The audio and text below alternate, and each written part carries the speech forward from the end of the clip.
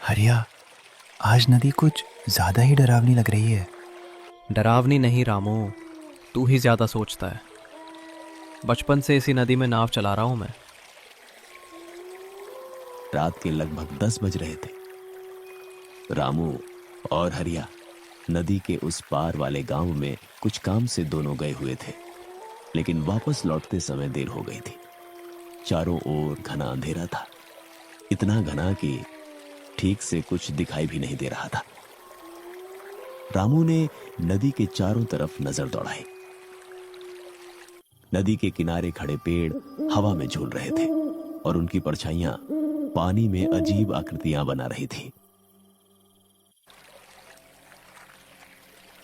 लेकिन गांव के बूढ़े कहते हैं कि इस नदी में रात के समय कुछ दिखाई देता है। भूत प्रेत की बातें सब बकवास है।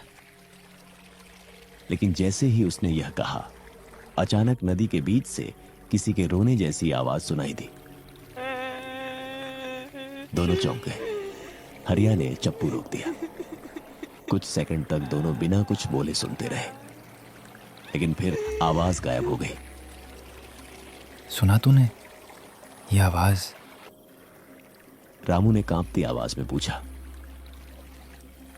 शायद कोई पक्षी होगा। हरिया ने खुद को सामान्य दिखाने की कोशिश की, लेकिन उसके चेहरे पर भी हल्का डर दिखाई देने लगा था। नाव धीरे धीरे आगे बढ़ती रही। नदी के उस पार बसे गांव चंद्रपुर की कुछ टिमटिमाती रोशनियां दिखाई देने लगी थी। चंद्रपुर एक छोटा सा गांव था। गांव के चारों तरफ खेत थे और पीछे घना जंगल, जिसके किनारे एक नदी बहती थी। गांव वाले सूर्यास्त के बाद घरों से बाहर निकलना पसंद नहीं करते थे। कारण था नदी के किनारे स्थित पुराना घाट। कहा जाता था कि कई साल पहले वहां एक बड़ी दुर्घटना हुई थी। एक नाव नदी में डूब गई थी और उसमें बैठे सभी लोग मारे गए थे। तब से रात में उस घाट के आसपास अजीब घटनाएं होने लगी थी। इधर नाव में बैठे रामू और हरिया को इस बात का अंदाजा नहीं था कि आज की रात उनकी जिंदगी बदलने वाली है। अचानक रामू की नजर नदी के किनारे पर गई। वहां सफेद कपड़ों में कोई खड़ा दिखाई दे रहा था। हरिया, उधर देख। हरिया ने भी उधर देखा। कुछ क्षण के लिए उसे सचमुच कोई दिखाई दिया, लेकिन अगले ही पल वह आकृति गायब हो गई। शायद कोई आदमी होगा, हरिया बोला, लेकिन उसकी आवाज में भरोसा नहीं था। कुछ देर बाद दोनों नदी पार करके गांव के घाट पर पहुंच गए। घाट पूरी तरह सुनसान था। चारों ओर सन्नाटा पसरा हुआ था। सिर्फ झींगुरों की आवाज सुनाई दे रही थी। दोनों नाव से उतर गए। जैसे ही उन्होंने नाव को बांधना शुरू किया, अचानक पीछे से किसी औरत की आवाज आई। मुझे कोई नदी पार कर दो। दोनों ने पलट कर देखा। घाट पर एक औरत खड़ी थी। उसने सफेद साड़ी पहन रखी थी। उसके लंबे बाल चेहरे पर बिखरे हुए थे। रामू ने आश्चर्य से पूछा, इतनी रात को तुम कौन हो? औरत ने कोई जवाब नहीं दिया। वह बस नदी की तरफ देखती रही। बहन, सुबह तक रुक जाओ। रात में नदी पार करना ठीक नहीं। लेकिन औरत फिर भी चुप रही। कुछ क्षण बाद उसने धीरे से अपना चेहरा ऊपर उठाया और तब दोनों के शरीर में सिहरन दौड़ गई। उसकी आंखें पूरी तरह सफेद थीं। रामू डर के मारे पीछे हट गया, लेकिन अगले ही पल तेज हवा चली और औरत वहां से गायब हो गई। दोनों की सांसें अटक गईं। ये क्या था? हरिया के पास भी कोई जवाब नहीं था। दोनों जल्दी जल्दी गांव की ओर चल पड़े।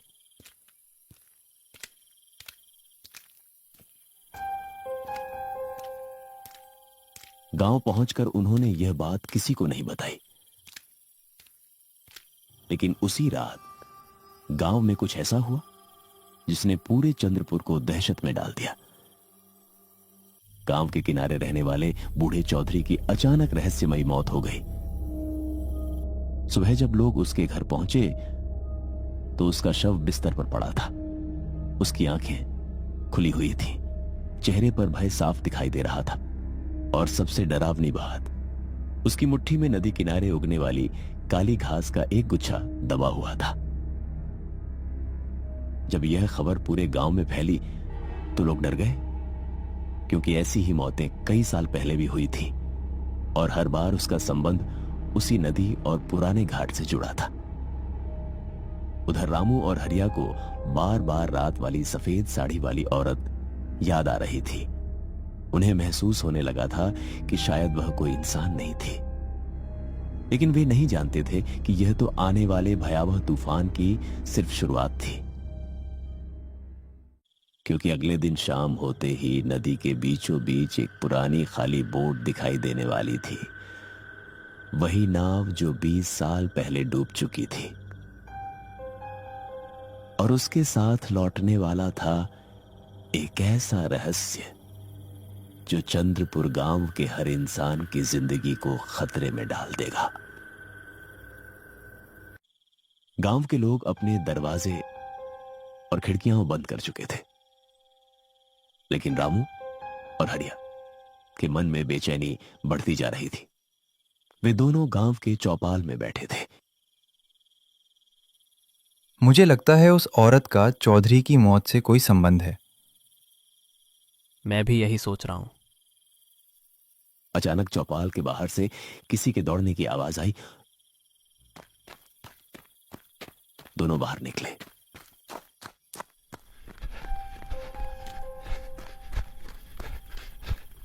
गांव का युवक गोपाल हांफता हुआ उनकी तरफ भाग रहा था।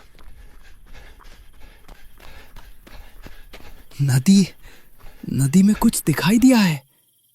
क्या हुआ गोपाल? आराम से बोलो, क्या देखा तूने? एक पुरानी नाव बिल्कुल बीच धारा में बह रहा था। यह सुनते ही रामू और हरिया एक दूसरे को देखने लगे। तीनों तुरंत नदी की तरफ दौड़ पड़े। घाट पर पहुंचते ही उनके कदम रुक गए। नदी के बीचों बीच सचमुच एक पुरानी लकड़ी की नाव तैर रही थी। नाव आधी टूटी हुई थी, उस पर काई जमी हुई थी। ऐसा लग रहा था जैसे वह कई वर्षों से पानी में डूबी हुई हो। लेकिन सबसे डरावनी बात यह थी कि नाव अपने आप बह रही थी, मानो कोई उसे चला रहा हो। ये तो वही है। क्या? जो नाव 20 साल पहले डूबी थी। गोपाल का चेहरा पीला पड़ गया। तभी अचानक नदी के बीच से एक चीख सुनाई दी। बचाओ, बचाओ! आवाज इतनी दर्दनाक थी कि तीनों के रोंगटे खड़े हो गए, लेकिन वहां कोई दिखाई नहीं दे रहा था। अगले ही पल वह पुरानी नाव धीरे धीरे घूमने लगी। उसके अंदर कुछ परछाइयां दिखाई देने लगी। ऐसा लग रहा था जैसे कई लोग नाव में बैठे हों, लेकिन उनकी शक्लें साफ दिखाई नहीं दे रही थी। अचानक एक बिजली चमकी। पूरा नदी किनारा रोशनी से भर गया, और उसी क्षण तीनों ने जो देखा उससे उनकी सांसें रुक गई। नाव में 5 लोग बैठे थे। उनके शरीर सड़े हुए थे, आंखें काली थीं, और वे सभी सीधे घाट की तरफ देख रहे थे। भागो यहां से जल्दी! तीनों जान बचाकर गांव की तरफ भागे। पीछे से नदी में पानी उछलने की आवाजें आ रही थी, मानो कोई उनके पीछे दौड़ रहा हो। गांव पहुंचते ही उन्होंने सारी बात सरपंच को बताई, लेकिन सरपंच ने पहले तो विश्वास नहीं किया। फिर गांव के सबसे बुजुर्ग व्यक्ति बाबा रघुनाथ को बुलाया गया। बाबा रघुनाथ ने सब कुछ सुनकर गहरी सांस ली। वो नाव वापस आ गई है। पूरा चौपाल सन्नाटे में डूब गया। नाव? कौन सी नाव? बाबा की आंखों में डर साफ दिखाई दे रहा था। 20 साल पहले इसी नदी में एक नाव डूबी थी। उसमें कौन था? उस नाव में 5 लोग थे। रामू और हरिया का दिल धड़क उठा, क्योंकि उन्होंने भी 5 आकृतियां देखी थी। बाबा आगे बोले, और उन 5 लोगों में एक औरत भी थी। यह सुनते ही रामू को सफेद साड़ी वाली औरत याद आ गई। उस हादसे की असली कहानी किसी को नहीं पता। क्या हुआ था उस रात और क्या कहानी है? बाबा कुछ बोलते उससे पहले अचानक चौपाल की खिड़की जोर से खुल गई। तेज हवा अंदर घुस आई। दीपक बुझ गया।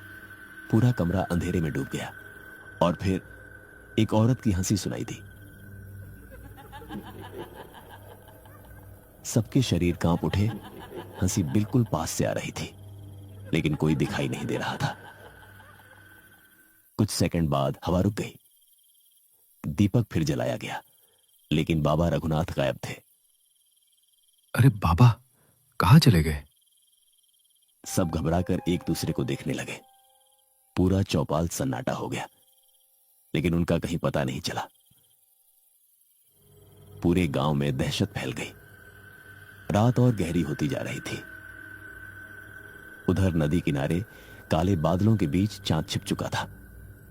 अंधेरा इतना घना था कि कुछ भी ठीक से नहीं दिख रहा था। तभी पुरानी नाव धीरे धीरे घाट की तरफ बढ़ने लगी। उसके अंदर बैठे सड़े हुए लोग अब साफ दिखाई दे रहे थे। उनकी आंखें खुली हुई थीं और उनके चेहरे पर भयानक मुस्कान थी। नाव आखिरकार घाट से टकराई।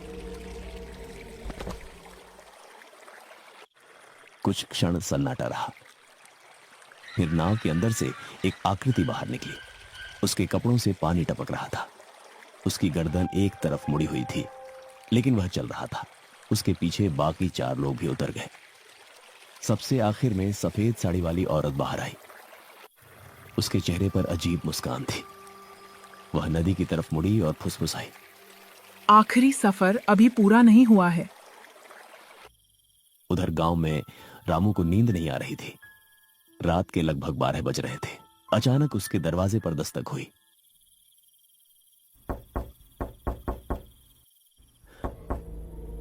रामू चौंक कर उठ बैठा। कौन है? कोई जवाब नहीं आया। फिर दस्तक हुई। रामू ने साहस करके दरवाजा खोला। बाहर कोई नहीं था, सिर्फ अंधेरा, लेकिन जमीन पर गीले पैरों के निशान बने हुए थे। निशान सीधे उसके घर के अंदर जा रहे थे। रामू का गला सूख गया। वह धीरे धीरे उन निशानों के पीछे चलने लगा। निशान उसके कमरे तक पहुंचे और फिर अचानक गायब हो गए। तभी पीछे से किसी ने फुसफुसा कर कहा, रामू। उसने झटके से पीछे देखा, लेकिन पीछे कोई नहीं था और कमरे का तापमान अचानक बहुत ठंडा होने लगा। उसकी सांस तेज हो गई। फिर उसे खिड़की के बाहर कोई दिखाई दिया। वही सफेद साड़ी वाली औरत। वह मुस्कुरा रही थी। उसकी सफेद आंखें सीधे रामू को देख रही थीं। रामू चीख पड़ा, लेकिन तभी वो औरत गायब हो गई। उसी समय पूरे गांव में कुत्ते भौंकने लगे। लोग अपने घरों से बाहर झांकने लगे, क्योंकि गांव की मुख्य सड़क पर 5 परछाइयां धीरे धीरे चल रही थीं। उनके कपड़ों से पानी टपक रहा था और उनके पीछे गीले पैरों के निशान बनते जा रहे थे। जिस किसी ने उन्हें देखा, वो डर से कांप रहा था, क्योंकि वे इंसान नहीं थे। वे वही लोग थे जो 20 साल पहले नदी में डूब गए थे।